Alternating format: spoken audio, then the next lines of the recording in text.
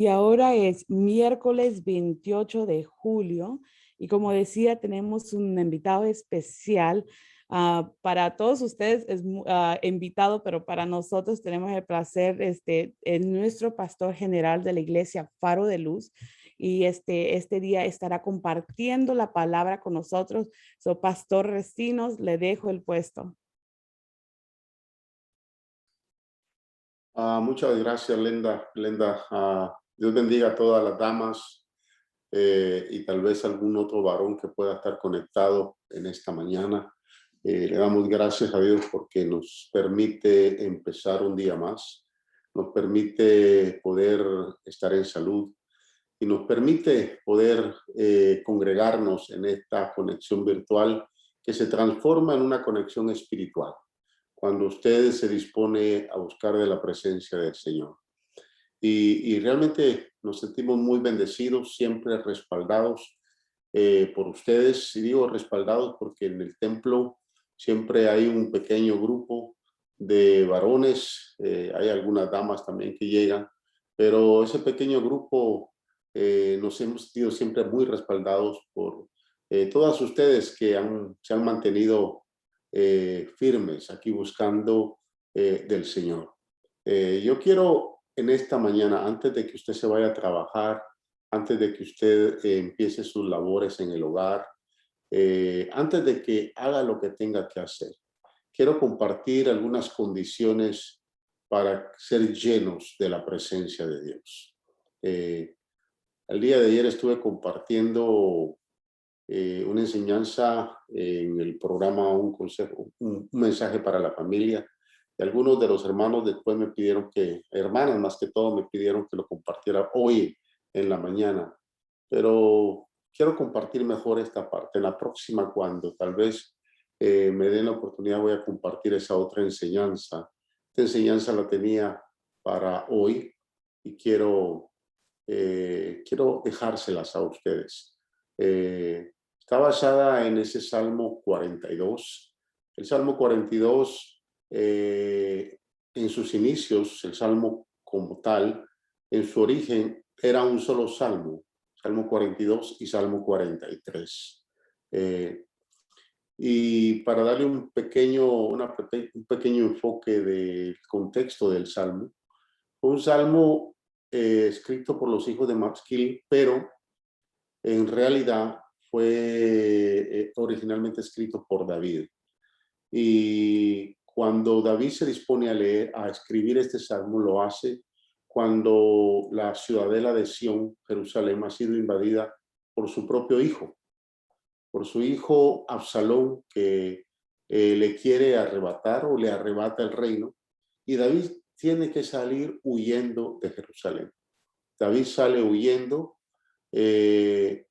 y uno de los hijos de Masquil obviamente toma el salmo o el cántico y lo divide en dos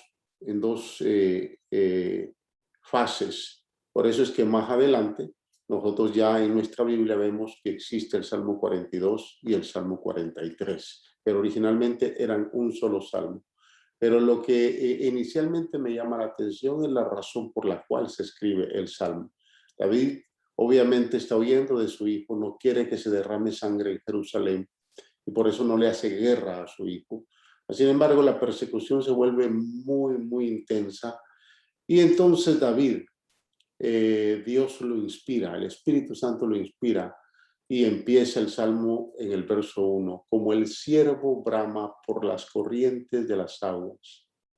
Así clama por ti, oh Dios, el alma mía. Mi alma tiene sed de ti, mi alma tiene sed del Dios vivo.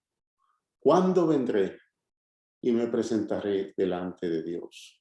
Este salmo es un salmo que muchos de ustedes, o muchas de ustedes ya lo saben de memoria. Pero vamos a responder a este verso y algunos otros versos del mismo salmo con tres condiciones para ser llenos de la presencia del Señor. Así que vamos a orar. Padre, gracias te damos por darnos el privilegio, la oportunidad, la bendición de poder estar aquí en tu casa, de poder refrescarnos, Señor, en esta coinonía, en esta armonía, entre las hermanas, Señor, y hermanos que cada mañana se disponen a buscar de ti, cada mañana se disponen a acercarse a tu presencia. Y Señor, hay unidad en medio de esta plataforma, hay unidad en medio de esta conexión virtual. Por eso te pedimos que tu palabra traiga, Señor, un refrigerio, traiga, Señor, alivio, traiga, Señor, paz, traiga bendición a cada una y cada uno de los hermanos que están conectados. Bendecimos tu palabra en nuestro corazón, Señor, porque a ti te damos toda la gloria y toda la alabanza. Gracias, Señor, por permitirnos acercarnos a ti en el nombre de Jesús. Amén y amén. Gloria al Señor. Dios desea, hermanos, llenarnos de su presencia. Dios desea llenarnos de su amor.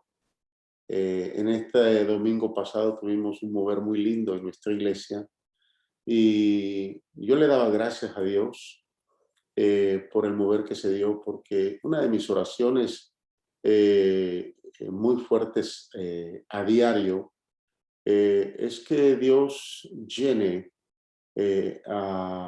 provoque en la vida de mi hijo Benjamín un hambre y una sed por la presencia y por la palabra de Dios.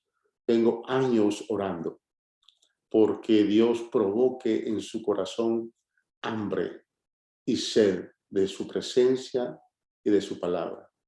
Y al escucharlo predicar y ver el mover de Dios, le di gracias a Dios porque veo que Dios sabe responder oraciones y va a seguir respondiendo oraciones. Pero Dios quiere llenarnos, hermanos, quiere llenarnos de una presencia muy especial. Dios desea llenarnos de su presencia. La oración de Pablo a la iglesia de Éfeso, Pablo menciona un verso en el capítulo 3, verso 19, bien interesante. Dice que Pablo ora para que conozcamos el amor de Dios, que sobrepasa todo entendimiento o conocimiento, y para que seamos llenos de su plenitud. Si usted lee el verso en Efesios 3:19, esa es la intención de Pablo. Pablo dice que él ora para que nosotros, la iglesia, seamos llenos del amor de Dios, llenos de ese amor que sobrepasa todo conocimiento, y para que seamos llenos de la plenitud de Dios. La plenitud de Dios es la presencia de Dios. Entonces, necesitamos tres condiciones para ser llenos de la plenitud, llenos de la presencia del Señor. Y la primera condición que necesitamos para ser llenos es la entrega. Cuando hablamos de entrega, podemos referirnos a la expresión del salmista cuando dice: como el ciervo brama por las corrientes de las aguas. Tiene que ver mucho, hermanos, con la necesidad del ciervo que anda incansablemente en busca de agua. Especialmente está siendo perseguido. Cuando el ciervo o el venado está siendo perseguido por los cazadores, no descansa. Anda como un fugitivo buscando una poza, un riachuelo, una cascada, porque su vida depende del agua que necesita beber para seguir y que no sea alcanzado, para seguir y que no lo puedan matar. Entonces, en medio de esa persecución, él necesita agua, se provoca en él una profunda sed y entonces él anda en busca. Y por eso es que la figura que usa David, cuando él sale huyendo y sale perseguido de Absalón y del ejército de Absalón, obviamente es con esa finalidad. Él anda buscando un lugar para descansar y llenarse de la presencia de Dios. Él anda buscando un lugar para poder encontrar la paz que él necesita y poder tener íntima comunión con el Señor. Mire, hermanos, yo sé que todos hemos tenido buenas intenciones con Dios. Todos. Pero el problema es que cuando hablamos de entrega, estamos hablando más allá de simplemente intenciones. Estamos hablando más allá de simplemente un deseo de acercarnos a Dios. Estamos hablando de provocar sed en nosotros. Una necesidad que va a surgir de lo más profundo de nuestro corazón, y nuestro corazón debe de estar dispuesto.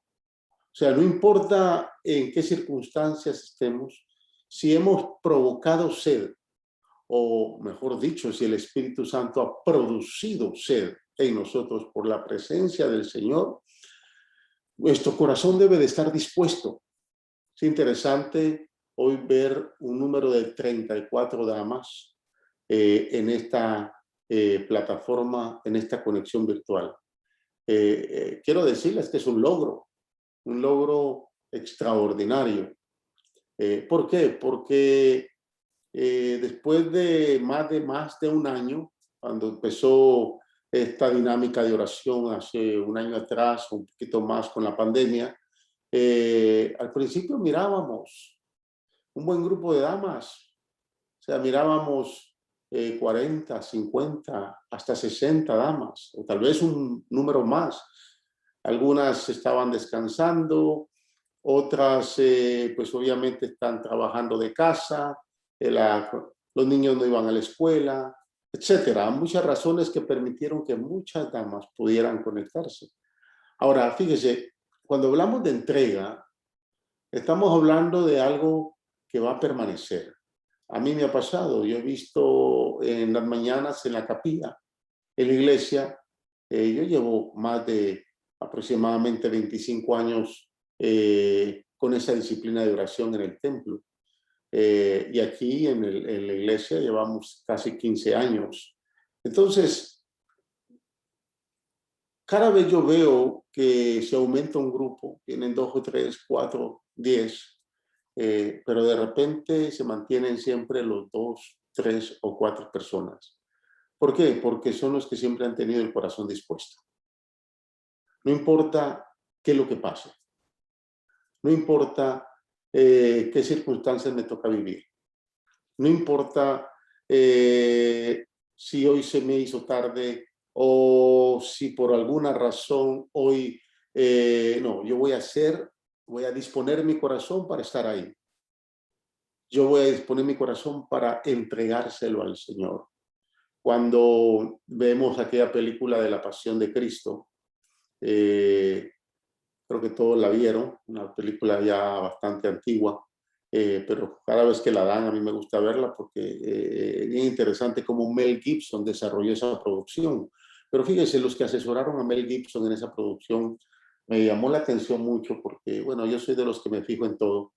En la película, cuando se presenta a Cristo que está siendo latigado, que está siendo golpeado antes de ir a la cruz, lo encadenan a un cepo. Un cepo es un pedazo de madera, tal vez usted se va a dar cuenta. Entonces, él se arrodilla y le dan 3 tandas de latigazos, que era obviamente el castigo de los romanos. Pero es bien interesante, porque si usted se recuerda, la película fue hablada en arameo, y traducida al inglés o al español después con el tiempo, ¿no? Pero los que asesoraron al productor Mel Gibson me llamó la atención porque cuando le dan a Jesús que está ahí golpeado en una tercera tanda de latigazos en la espalda, su espalda está destruida. Él menciona un verso del Salmo 57. Él está ahí. El verso 7 del capítulo 57 de Salmos dice: pronto está mi corazón, oh Dios, mi corazón está dispuesto. O sea, Jesús está siendo latigado, Jesús está siendo golpeado, su espalda y su cuerpo están siendo destruidos. Él está a punto de ir a la cruz y sabe que el sufrimiento va a ser mayor. Y él pudo haber decaído y haber desistido, pero él dijo: pronto está mi corazón. Dios, mi corazón está dispuesto. Y me llamó mucho la atención porque los que asesoraron a Mel Gibson establecieron eso. Lo más seguro es que ellos pensaron que Cristo en el tiempo, originalmente cuando fue maltratado, él pudo haber dicho esas palabras. Pero la intención del salmista en el Salmo 57, versículo 7, marca una pauta de entrega. Significa que la entrega tiene que ver con los propósitos que formamos en nuestro corazón para buscar a Dios. O sea, la pregunta sería, ¿cuáles son los propósitos que nos hacen a nosotros buscar de la presencia del Señor? Si el propósito suyo es simplemente porque se resuelve una situación temporal, cuando esa situación se resuelva, su entrega ya no va a ser igual. ¿Sí me explico? Si su propósito de entrega de la disposición de su corazón es porque de momento hay una necesidad en la familia, o de momento usted necesita dirección para resolver algo. Pero cuando eso pasa, o de momento está enfermo o enferma, y cuando eso pasa y se resuelve, ya su corazón no va a estar dispuesto. Por eso es que cuando hablamos de entrega, no solo estamos hablando de simplemente un deseo. No estamos hablando simplemente de deseo yo buscar de Dios. Estamos hablando de un corazón dispuesto, un corazón entregado, un corazón que entiende el propósito por el cual necesita ser lleno de la presencia de Dios. Y para eso se requiere de una sed continua. En el libro de Jueces, en el capítulo 5, versos 15 y 16, si no muy me recuerdo, cuando Débora sale a pelear, a batallar, se dice en el verso, se habla que entre la familia de Rubén hubo grandes resoluciones del corazón. El verso 16 reconfirma y dice, hubo grandes propósitos del corazón. O sea, hubo una entrega de parte de Débora para poder pelear y batallar. Significa que la entrega tiene que ver con lo que usted, hermanos, y yo resolvemos en nuestro corazón, en la búsqueda de Dios. Día a día, mañana a mañana, noche a noche, todos los días, 7 días a la semana. Amén. 31 días al mes, 365 días al año. Que nuestro propósito sea el mismo. Que nuestra entrega venga de un profundo deseo, de una sed profunda de buscar de la presencia del Señor. Ahora escúcheme, ¿será que la entrega lleva o convence a Dios a darnos lo que queremos? No, la respuesta es no. Pero escúcheme, pero Dios sí le presta atención a los compromisos que adquirimos cuando nos entregamos a Él.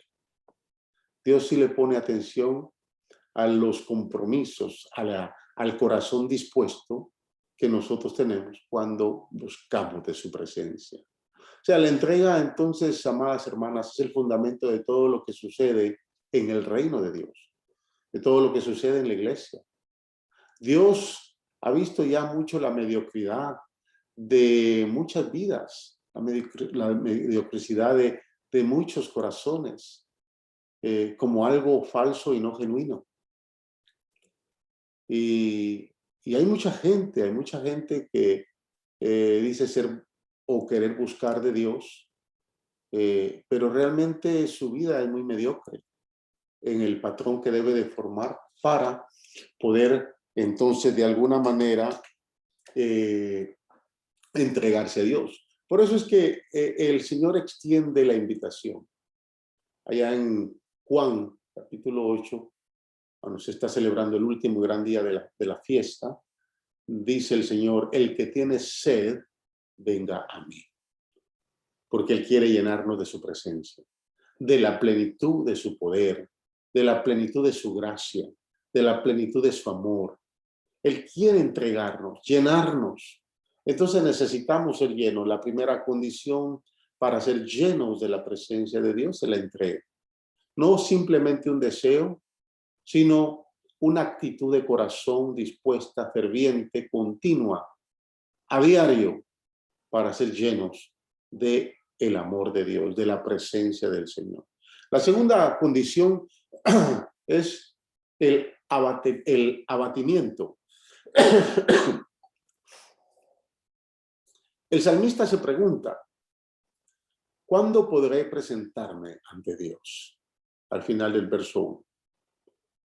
Obviamente el cautiverio, o sea, él sale de Egipto, de Jerusalén, sale cautivo porque exilado, y le está impidiendo entrar a la ciudadela de Sión, a la carpa, a el tabernáculo que él le ha hecho a la presencia de Dios. Recuérdense que David, cuando viene y busca el arca del pacto que está en la casa de Aníbal, obviamente trata de llevársela a Sión, y usted sabe la historia. La palabra dice que en su primer intento fracasaron. En el fracaso Dios mata a uno de los sacerdotes y David toma temor, entonces ya no quiere el arca y se la entregan a un muchacho, nieto de Aníbal, llamado Obed-edom, y él se la lleva a su casa y la tiene por 3 meses, pero la noticia le llega a David y David le dicen, Abinadab está siendo muy prosperado porque tiene la presencia de Dios, o sea, el arca del pacto en su casa. Entonces David vuelve y hace la intención de regresar, de traer el arca, y en su segundo intento, él sale bendecido porque finalmente lleva el arca del pacto a la yarda de su casa, al patio de su casa. Le hace una carpa, ¿verdad? Un tabernáculo, y ahí deposita el arca del pacto. Recuérdense que el tabernáculo en sí está en Gabaón, pero aquí el arca del pacto ahora está en la presencia de la casa de David, y ahí está la presencia de Dios. Cuando David sale corriendo, sale huyendo, uno de los sacerdotes le dice, mi señor, nos llevamos el arca, y Dios le dice, no mueva, David dice, no muevas el arca del pacto de su lugar. Entonces, cuando él se pregunta, hace esa pregunta bien interesante, ¿cuándo me presentaré ante Dios? Es que David tenía el privilegio y la bendición de entrar a la presencia del arca del pacto todos los días, cuando él quisiera. Fueron 40 años de periodo de gracia. David no era sacerdote, sin embargo, Dios le permitió entrar a la presencia, a su presencia, a través del arca del pacto. Solo el sumo sacerdote tenía ese privilegio. Y David, Dios le concede ese privilegio. Entonces en David existe un deseo profundo de presentarse ante Dios, pero él ha salido huyendo y ya se le impide entrar en el templo. Parece que ese abatimiento de la necesidad de estar delante del arca del pacto, delante de la presencia de Dios, obviamente incurrió en una época muy difícil. Incurrió en un momento de mucha angustia, de mucho dolor. Incurrió en un momento de mucha tribulación para David. No solo David salió cautivo, fueron varios los que salieron cautivos.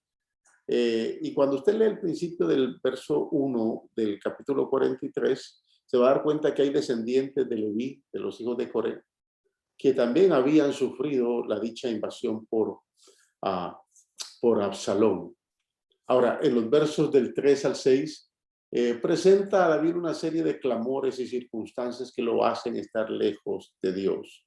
Mire, en su angustia, en su persecución, parece que no hay fin. Y David dice, son mis lágrimas, mi pan de día y de noche. Su sufrimiento continuo lo lleva al llanto desconsolador.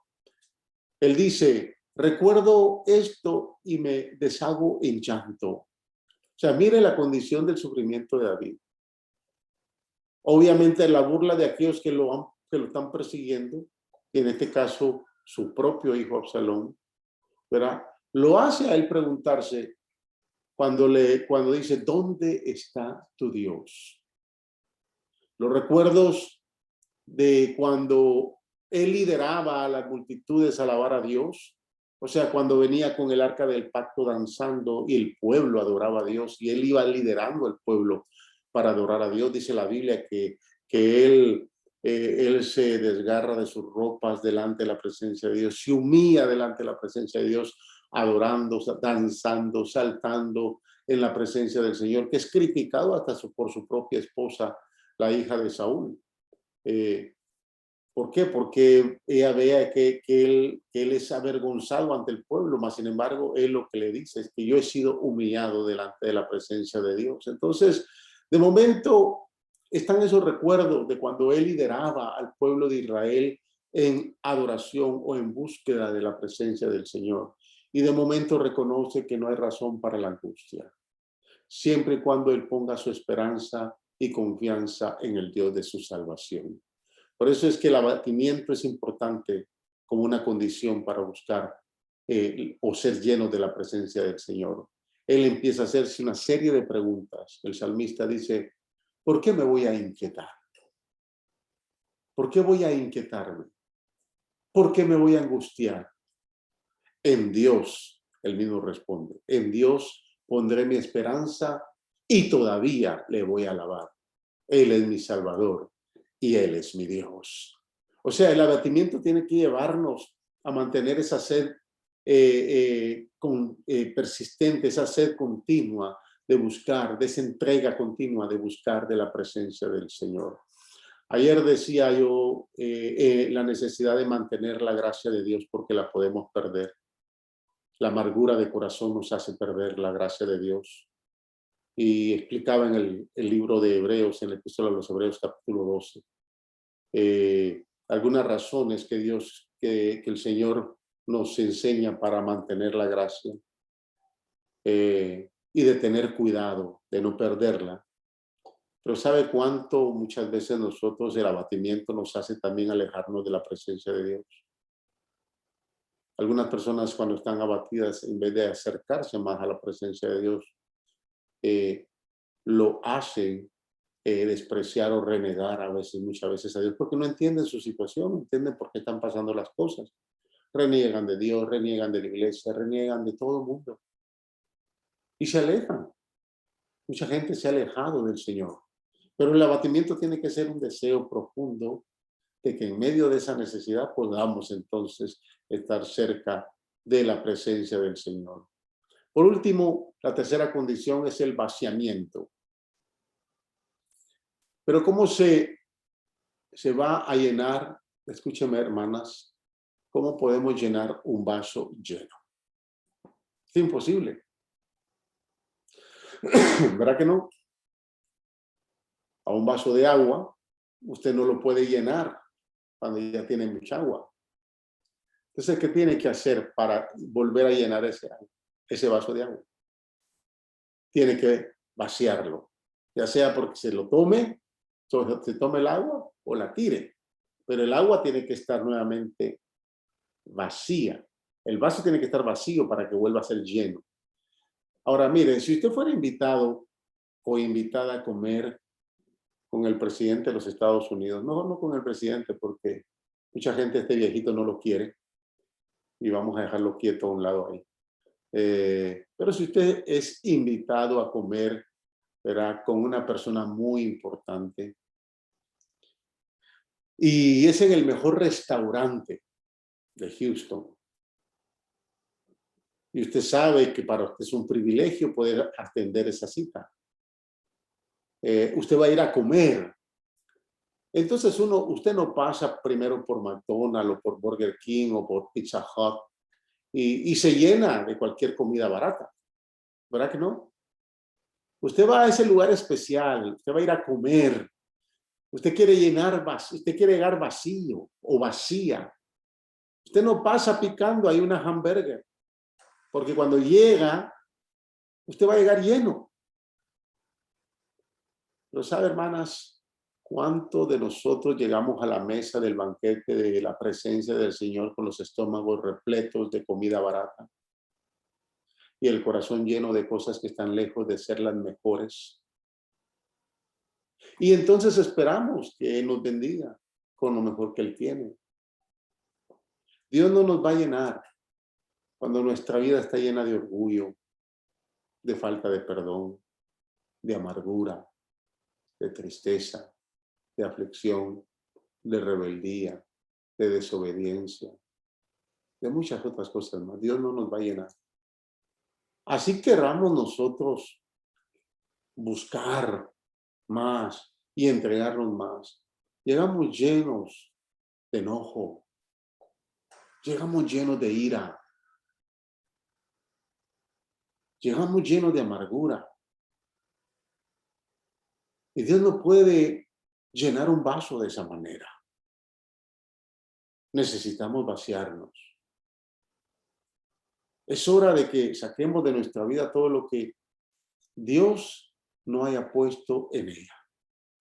Usted y yo necesitamos vaciarnos de todo aquello que no le agrada a Dios.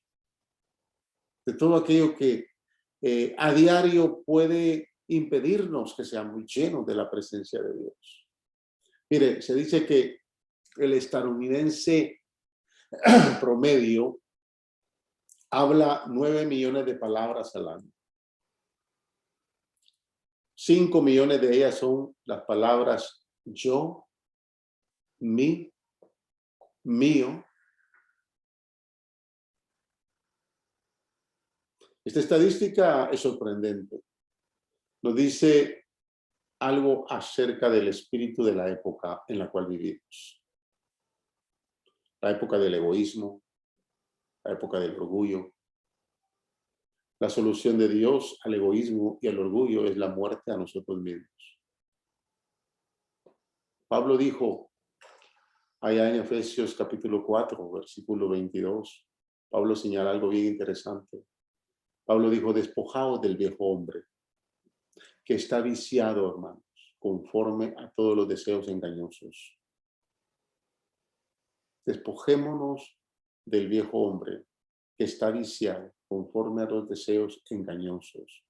Eso quiere decir que tenemos que anteponer a nuestros deseos y vaciarnos y removerlos para entonces ser llenos de la presencia del Señor. Allá en Hebreos capítulo 12, versículo 1, el apóstol, el escritor a los hebreos señala y dice, despojémonos de todo peso y del pecado que nos asedia.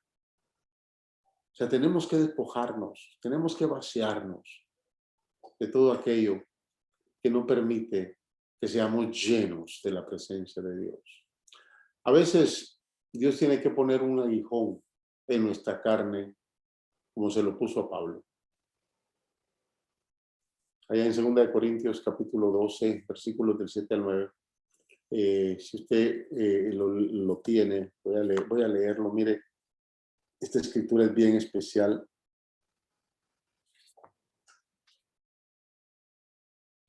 Déjeme buscarlo porque ahorita me vino a la mente 2 Corintios capítulo 12,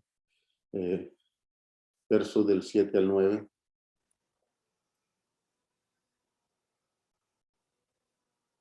Mire lo que dice el apóstol Pablo. Aun cuando he recibido de Dios revelaciones tan maravillosas, así que para impedir que me volviera orgulloso, se me dio una espina en mi carne, un mensajero de Satanás, para atormentarme e impedir que me volviera orgulloso. Wow, interesante eso, ¿no? En 3 ocasiones distintas le supliqué al Señor que me la quitara. Cada vez Él me dijo, mi gracia es todo lo que necesitas, mi poder actúa mejor en la debilidad. Yo estoy leyendo de la Nueva Traducción Viviente. Así que ahora me alegra jactarme de mis debilidades, dice el apóstol, para que el poder de Cristo pueda actuar a través de mí. Es por esto que me deleito en mis debilidades y en los insultos, en privaciones, persecuciones y dificultades que sufro por Cristo, pues cuando soy débil, entonces soy fuerte. Interesante. 3 veces el apóstol Pablo le pide a Dios, quítame este aguijón. Pero él entendió que el aguijón había llegado a su vida simplemente porque él necesitaba controlar, o el Espíritu Santo necesitaba controlar su carácter. O sea, Pablo de momento cuando recibe esas grandes revelaciones se hubiera enorgullecido, hubiera dicho, wow, que nadie ha recibido esto. Aquí nadie se le ha entregado tanta virtud y tanto honor. Pablo dice, para que yo no me volviera un orgulloso, un pedante, yo entonces he recibido este aguijón. Y aunque 3 veces le he pedido al Señor que me lo quite, el Señor me ha dicho, bástate mi gracia, Pablito, estate quieto, tranquilo ahí. Que mi poder se debilita, se fortalece en tu debilidad. Entonces, amadas hermanas, es interesante poder ver cuáles son estas 3 condiciones que necesitamos nosotros tener. Déjenme decirles la verdadera importancia que tiene el vaciamiento para los cristianos se halla en la posibilidad de llenarnos de Dios. Él nos quiere llenar de su presencia, de sus revelaciones, de su amor, de su gracia. Él quiere llenarnos de todo lo de Él. Pero primero debemos de hacer espacio. Debemos de sacar toda la basura y las posesiones indeseables en nuestro corazón que le pertenecen al viejo hombre y que a Dios no le agradan. Solo Él, o solo al grado de que usted esté vacío, determinará la cantidad de presencia que usted va a recibir para su vida. La pregunta entonces sería, ¿cuánta presencia queremos tener? Es que tan vacíos necesitamos estar para ser llenos. Así que, mis amadas hermanas, les he entregado estas 3 condiciones para ser llenos de la presencia del Señor. Recuérdese, la entrega es una disposición de corazón continua y no temporal. Amén. El abatimiento no nos puede alejar de Dios, nos tiene que acercar más a Dios. Nos tiene que acercarnos a la presencia del Señor. Y el vaciamiento va a ser necesario para ser lleno de la presencia de Dios. Amén. Vamos a orar. Padre, gracias te doy, Señor, por cada una de las damas, hermanos, que en esta mañana una vez más se han conectado para recibir de tu presencia, para entrar en comunión contigo, para acercarnos al trono de la gracia, Señor, y alcanzar misericordia, y para recibir tu palabra. Por eso te pedimos, Señor, que en este día tú bendigas a cada dama en sus labores, en sus quehaceres, Señor, tanto en su trabajo como en casa, y en todo lo que ellas necesiten hacer. Yo les bendigo, te pido, Señor, que siempre mantengan un corazón dispuesto de entrega, buscando, Señor, tu presencia, que a pesar de los abatimientos que puedan llegar a nuestra vida, Señor, podamos mantenernos, Señor, continuamente cerca de ti, y que podamos vaciarnos de todo aquello, Señor, que a ti no te agrada, que podamos vaciarnos para ser llenos de tu presencia. Gracias, Padre. Este día es tuyo, nosotros también, y te lo entregamos a ti, en el nombre de Jesús. Amén y amén. Bendiciones, amadas hermanas y hermanos. Pasen un día esplendoroso, bendecido de parte del Señor, y sigan firmes ahí buscando del Señor. Amén. Amén. Bendiciones, pastor.